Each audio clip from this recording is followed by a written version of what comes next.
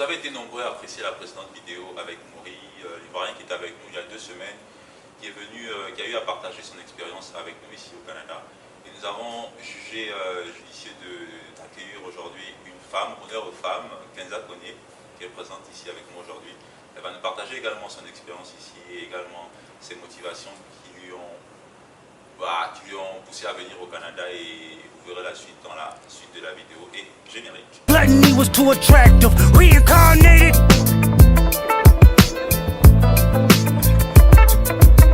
Donc bonjour, bonsoir, dépendamment de l'heure à laquelle tu tombes sur cette vidéo. Je t'invite à t'abonner, à liker, à commenter, à partager bien sûr, à me laisser savoir dans les commentaires ce que tu penses de cette vidéo d'aujourd'hui et à proposer des thèmes que tu voudrais que l'on puisse aborder dans d'autres vidéos bien sûr. Ici, nous abordons plusieurs sujets de la vie courante, l'entrepreneuriat, les finances, relations amoureuses et bien d'autres. Donc nous recevons aujourd'hui Kenza Koné, comme je l'ai dit au début de la vidéo. Elle va nous partager son expérience, mais premièrement elle va se présenter succinctement. Bonjour Kenza, comment tu vas? Ça va et toi? Bien, merci. Est-ce que tu peux te présenter pour ceux qui nous regardent, s'il te plaît? Oui, donc coucou tout le monde, moi je m'appelle Kenza Koné, je suis ivoirienne. J'ai grandi au Côte d'Ivoire jusqu'à mes 18 ans je dirais. Après mon bac, je suis venue ici au Canada pour étudier. J'ai aussi 25 ans. J'ai étudié dans 2 domaines différents. J'ai fait un bachelor en comptabilité à l'Université d'Ottawa et ensuite je suis venue à Montréal pour faire un master en finance appliquée. Je voulais le préciser, elle travaille en finance, elle est entrepreneur à succès, personal shopper. Donc pour tous ceux qui sont branchés style vestimentaire et tout, c'est l'été, pour ceux qui sont au Canada, vous pouvez la consulter et puis elle pourra vous aider comme vous voulez. On met le compte Instagram quelque part. Ouais, Instagram, je te dis, bien sûr. Ok. Donc Kenza, qu'est-ce qui t'a motivé à venir au Canada premièrement? Bon, déjà, je dirais que j'ai des grandes sœurs et l'une de mes grandes sœurs en fait a aussi étudié au Canada, donc elle a fait quoi, 10 ans, 15 ans au Canada et tout, donc ça fait que mes parents connaissaient déjà un peu le Canada et ils ont, j'imagine, décidé de s'intéresser au fait que moi et mes autres frères partent aussi au Canada. Donc après les études, j'ai fait les démarches, enfin, après le bac, j'ai fait les démarches pour venir au Canada, nouveau pays. Je ne voulais pas trop aller en France, c'était soit France, soit Canada, soit États-Unis. Okay. Donc, France, non. États-Unis, j'ai un peu peur. Donc, du coup, il restait que le Canada. J'avais peur du climat aussi au Canada. Genre, j'avais peur de l'hiver et tout, mais je me disais, bon, écoute, on va aller et puis on va voir. Donc, c'est ça qui m'a motivée, les études, et aussi, genre, de bonnes universités. Je me rappelle, en Côte d'Ivoire, je pense qu'il y avait eu... L'Université d'Ottawa était venue à Abidjan pour faire la promotion, pour accueillir des étudiants internationaux et tout. Et leur promotion était intéressante, c'est de là que j'ai appliqué pour l'Université d'Ottawa. Et j'ai commencé mes cours à l'Université d'Ottawa en 2017. Ouais, en 2017, j'ai commencé là-bas. Ok, mais genre, qu'est-ce qui t'a motivé à venir faire la finance ici? Est-ce que c'est quelque chose que tu nourrissais depuis le lycée, la terminale ou bien... À vrai dire, j'ai commencé... Quand j'ai appliqué à l'Université d'Ottawa, j'ai appliqué d'abord en finance. Après, quand tu fais les cours, ben, pour les 2 premières années, c'est vraiment tronc commun. Donc, il y a des cours de finance, de comptabilité, de marketing, de ressources humaines, de un peu tout. Et j'ai fait des cours de finance, j'ai fait des cours de comptabilité. Et j'ai vu que je commençais à hésiter entre la finance et la comptabilité, qu'est-ce que je préférais. Ouais. Donc, je pense au bout de la première ou la 2e année, j'ai changé pour aller en comptabilité. Parce que j'ai posé des questions, c'est quoi qui est mieux, c'est quoi la différence. Donc j'ai des amis à mes soeurs qui m'ont dit, oh la comptabilité c'est mieux, nanana, et tout. Ouais. Du coup je suis allée en comptabilité. J'ai fini mon bachelor en comptabilité. Et après j'étais en mode, je sais pas si je me vois continuer en comptabilité toute ma vie, tu vois. Et en même temps j'aimais aussi les cours de finance que je faisais. Je me disais, bon, ok, ben, je peux toujours continuer en finance et tout parce que je sais que la finance est vraiment très large. Donc tu peux faire vraiment tout en finance. Tu peux travailler partout en finance. Donc je me suis dit, bon, ok, qu'est-ce que je fais pour mon master? Donc je me suis dit, bon, ok, un master en finance, pourquoi pas? Comme ça me donne un peu de connaissances en compta, de connaissances en finance. Bah, c'est un bon truc sur le CV, quoi, tu vois. Ouais, c'est ça. Donc c'est pour ça que je me suis dit, ok, je termine en compta, je continue en finance et puis j'ai les deux compétences. Mais est-ce que, est-ce que tes parents n'ont pas voulu que tu fasses une filière en particulier? Non, franchement, mes parents, ils étaient vraiment, tu fais ce que tu veux, Ben, c'est sûr qu'ils vont préférer un emploi qui est un peu plus fixe que quelque chose qui est plus risqué, on va dire. Et même moi j'aime pas trop le risque, donc j'ai préféré choisir une filière ou quelque chose de sait. Dans tous les cas, je peux trouver quelque chose à faire, je vais trouver quelque chose à faire et tout. C'est pour ça que j'ai choisi la finance. Ouais. Ok, mais étant arrivé sur place au Canada, est-ce que, parce que forcément, avant d'arriver, étant à Abidjan, tu entendais dire certaines choses sur le Canada, que voilà, ça là-bas, là, peut-être la vie est facile. Est-ce que, étant arrivé sur place, c'est ce que tu as rencontré ou bien tu as fait face à des choses vraiment opposées? Ben, déjà, le Canada, moi, ce que j'entendais beaucoup, c'est le climat. Il fait super froid. Ma soeur était là, donc il fait froid. Je sais que ma mère aussi venait voir ma soeur et tout, donc là, il fait froid. J'étais en mode, moi, je suis super frileuse. À Abidjan, moi, je suis la personne qui n'allume même pas la climatisation. Genre, j'aime pas le froid, tu vois. Donc, j'étais en mode, je sais pas comment je vais faire et tout. Je suis arrivée ici, premier hiver. J'étais en mode, mais qu'est-ce que je fais là, en fait? Comment tu as vécu ton premier hiver? Oh mon Dieu. J'ai trop souffert, j'étais là des grosses bottes, gros manteaux, grosses écharpes, tout. Est-ce que tu as glissé aussi dehors? J'ai glissé. J'ai tellement glissé. J'ai tellement glissé. Non, franchement, le premier hiver, catastrophe, deuxième hiver, catastrophe. Tous les hivers sont catastrophiques pour moi, dans tous les cas, donc vraiment. Non, mais ces 2 dernières années-là, quand même, l'hiver n'est pas assez, bon, n'est pas trop. Oui, l'année dernière peut-être, mais cette année, il faisait super froid. Bon, après, bon, ça dépend aussi. Bon, ça dépend des jours, je sais pas. Ouais. Et disons l'école, l'université, comment, lorsque tu as commencé à l'université, le système il est complètement opposé à. Moi, tu as commencé à Ottawa, oui. anglophone. Oui. Comment tu as commencé, tu as vécu tes premiers cours, tout ça? Par contre, l'université d'Ottawa, ce qui est bien avec l'université, c'est qu'elle est bilingue.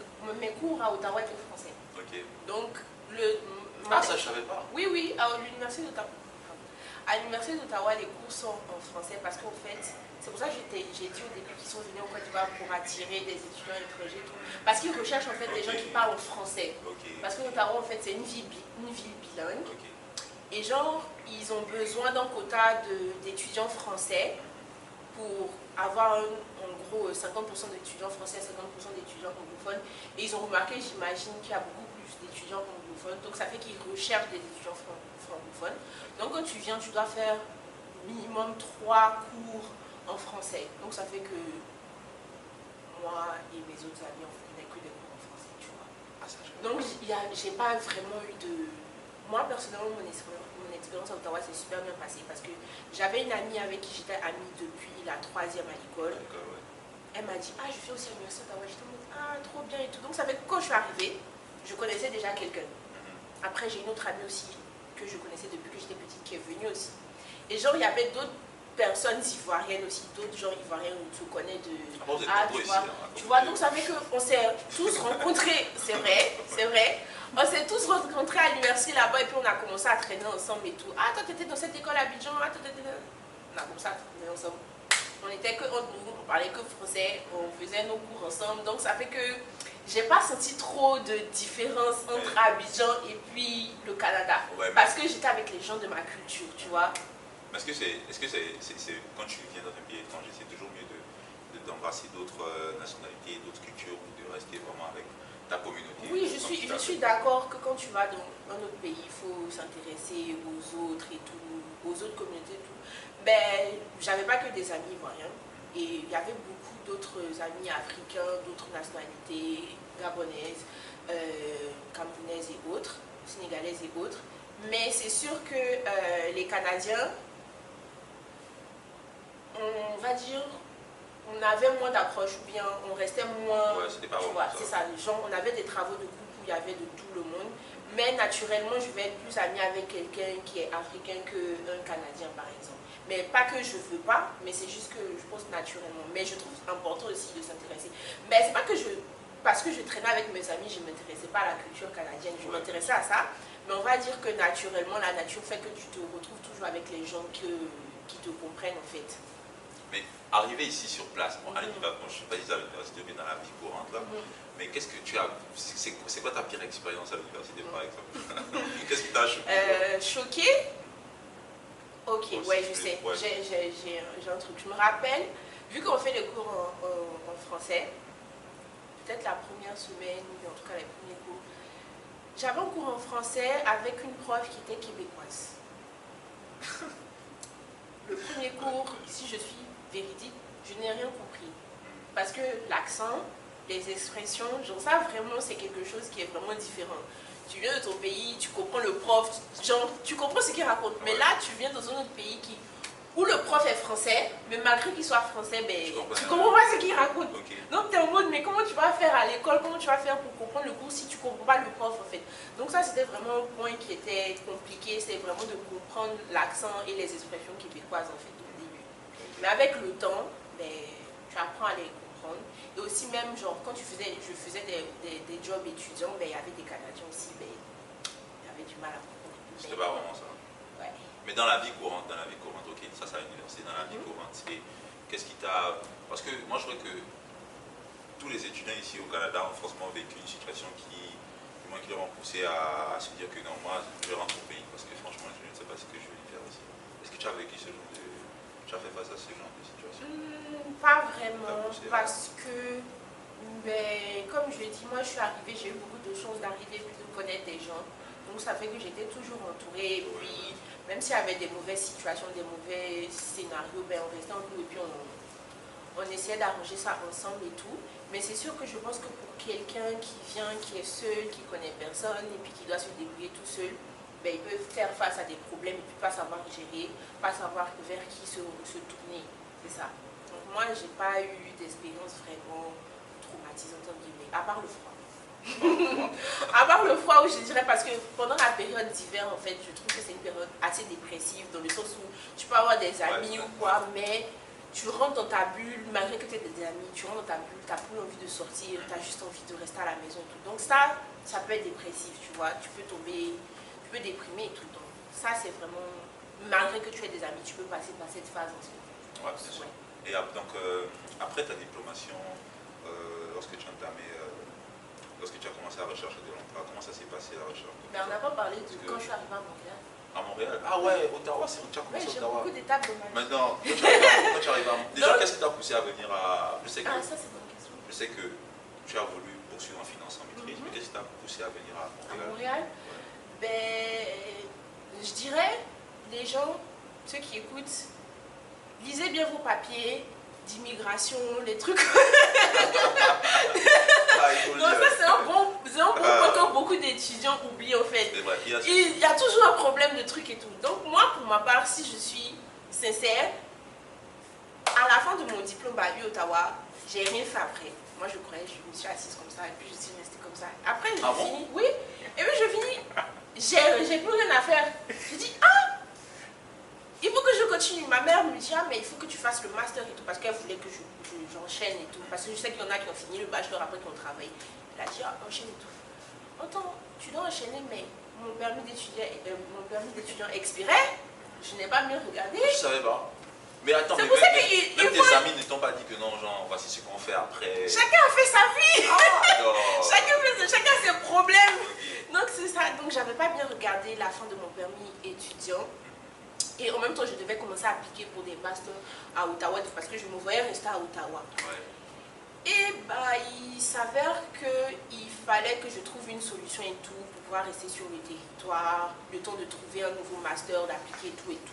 Plein de choses ont fait que la décision finale, c'est que je me suis dit, je vais retourner à Abidjan, faire mes vacances et tout, et après revenir encore, appliquer, attendre à Abidjan et revenir encore. Donc c'est ce qui s'est passé. Donc en juin, je pense que j'ai fini, juin, juillet, je suis allée à Abidjan, j'ai fait 6 mois à Abidjan. Là-bas j'ai fait un stage parce que je ne voulais pas rien faire et tout, j'ai fait un stage à Abidjan.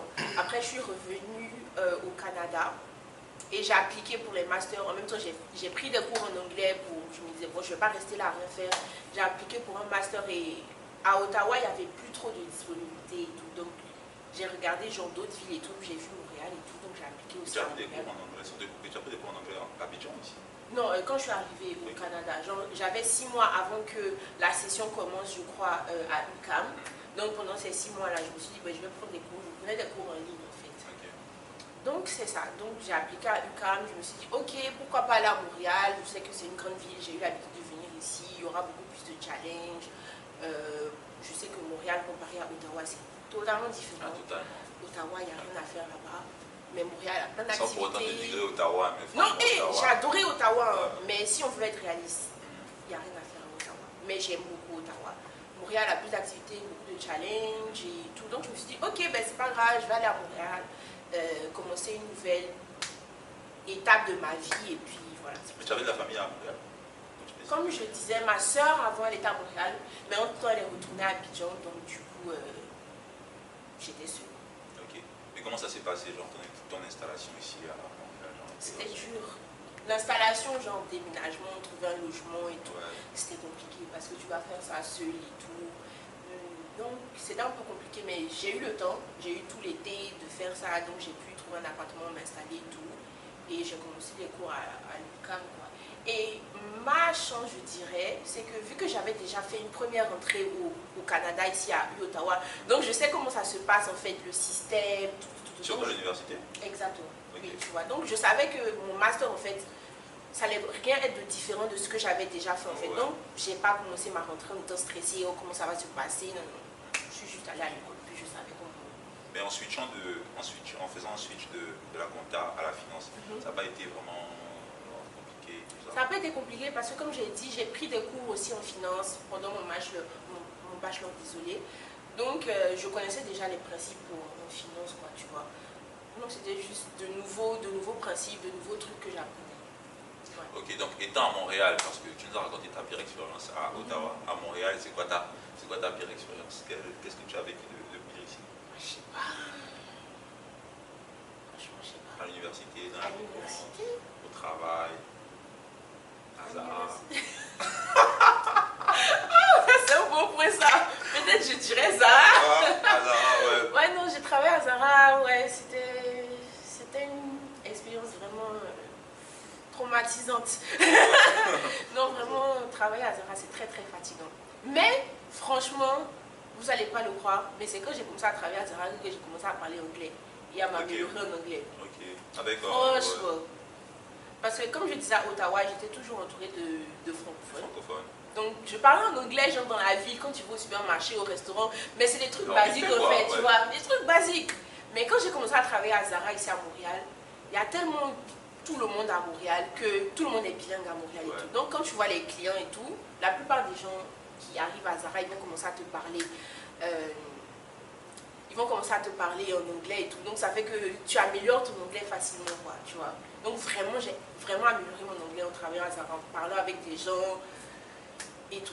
Mais tu as fait combien de temps J'ai travaillé pendant peut-être un an, je crois. Ah non. Un Mais an. ça n'a pas été compliqué de trouver le job à Zara? Les années Parce qu'en ce moment, avant, c'est ouais, chaud. mais ça c'était avant, maintenant c'est chaud. Avant c'était plus facile, je Ouais. dirais. Comment j'ai fait pour travailler à Zara? Ben, j'ai une amie qui travaille là-bas. Et elle était toujours dans le groupe des travailleurs de Zara. Et puis ils ont dit, ah, on recherche quelqu'un. Puis elle m'a dit, ah, ils recherchent quelqu'un. Donc du coup, directement, dès qu'elle m'a dit ça, je suis allée à Zara, j'ai appliqué, j'ai donné mon CV à la caisse et tout. Et quelques jours après, ils m'ont appelé, j'ai fait l'entrevue et puis ils m'ont pris. Mais ça a été ta première expérience en termes d'emploi ici à Montréal? À Montréal, non. Avant Zara, j'ai travaillé dans un café, sur le campus. Ouais. Je travaillais dans un café, juste à côté. Ah ouais. Nous étions croisés au café. Ouais, c'est ça, je travaillais, j'étais barista, donc toutes les recettes de café, cappuccino, café, tout, je connais. Ouais, franchement, tu as fait de belles expériences. Est-ce que ton expérience à Zara, en fait, est-ce que c'est ton expérience à Zara qui t'a donné un goût, par exemple, pour ce que tu fais actuellement comme business à côté, personal shopper? Et on va faire le switch, on va faire le pont. Ok, on fait un petit Tu vas nous parler de Ça va. ton business. Ouais. Donc du coup, mon business s'appelle Perfectly You, c'est un business de personal shopper en fait. Et en gros, c'est vraiment pour faciliter les gens à faire leur shopping et tout. Ben, si je commence par le début, j'ai toujours aimé la mode. Franchement, depuis que je suis toute petite, j'ai toujours aimé la mode. Ça se voit. Merci. Et quand je suis arrivée ici au Canada, Ouais. j'ai commencé à faire des lookbooks, des paniers en guillemets pour mes copines. Elles me disaient, ah, moi j'ai la flemme et tout, genre de faire mon shopping et tout. Puis moi j'étais en mode, mais qu'est-ce que tu racontes en fait? Moi je fais mon shopping moi-même par plaisir. Donc quand une de mes copines me dit, ah ouais, et puis j'ai dit, mais si tu veux, je fais ça pour toi, tu me dis ce que tu veux et tout, je fais. Puis elle m'a dit, ok, donc j'ai fait pour une première copine. Donc je faisais un peu, et genre, je faisais genre vraiment basiquement, sur une feuille note, je mettais les liens des vêtements et tout. Et puis je disais, ah, si tu mets ça avec ton pantalon de cette couleur et tout, ça serait bien, tout ça, tout ça, tout ça. Et genre, j'ai fait ça vraiment pendant des années. Je faisais ça avec toutes mes copines et tout. Genre, toutes mes copines sont passées par là. Elles avaient la flemme, je faisais pour elles. Et du coup, l'année dernière, genre, ça a commencé à rentrer dans ma tête. Je me disais, mais et si je faisais quelque chose par rapport à ça et tout? Parce que je vois que quand je fais ça, à chaque fois qu'une de mes copines me dit ça, ah non, je dois aller à un anniversaire, je dois aller. Donne-moi. Oui, et qu'il va à chaque fois. Parce que en fait, ce que je faisais, et puis ce que j'aimais beaucoup, c'est que tout le monde est différent. Mes copines sont toutes différentes. Elles ont toutes des styles différents. Donc, ça fait qu'à chaque fois qu'elles venaient avec une demande, ben, je savais que c'était différent et que je devais m'adapter à elle. Si elle me dit, oh, j'aime bien m'habiller modeste, je ne veux pas trop mettre des trucs sexy et tout, je sais que quand je vais sur la page du site, je dois juste me baser sur un truc qui va lui plaire à elle, tu vois. Et genre, c'est intéressant de faire genre avec différentes personnes et tout. Donc, c'est ça, je me suis dit, ah, pourquoi pas pour faire un business et tout. Et genre, j'aimais beaucoup ça, je me suis dit, ah, mais j'aime vraiment faire ça et tout. Et je me dis, ben, dans ces temps qui courent, c'est toujours bien d'avoir un petit truc sur le côté. Si tu as beaucoup d'ambition, si tu veux faire beaucoup de choses et tout, tu vois, tu peux faire ton entrée d'argent principale, mais toujours avoir un petit truc sur le côté. Et puis, je me suis dit, ah, ben, si je fais un truc sur le côté, et en plus, c'est quelque chose que j'aime, ben, ça va bien se passer, j'espère. Donc, c'est dans ça que j'ai commencé. Donc ça veut dire que tu prenais plaisir. Mais donc tu conseillais bien les clientes qui arrivaient à Zara? Oui.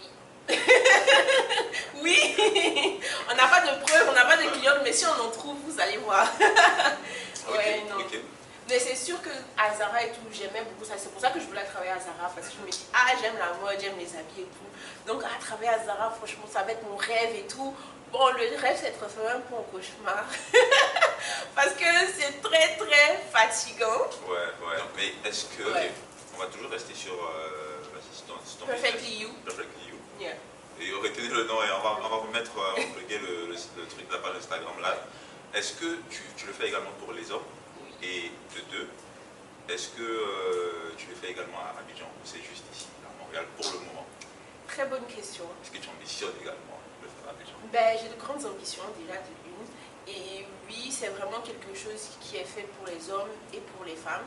Commentez, partagez bien sûr. On se dit à la prochaine vidéo. N'oubliez pas, faites du sport, buvez de l'eau et allez-y vous abonner à la page. Je ne fais pas de sport. Je ne fais pas de l'eau. On se dit à la prochaine. Peace. Perfectly You. Perfectly You.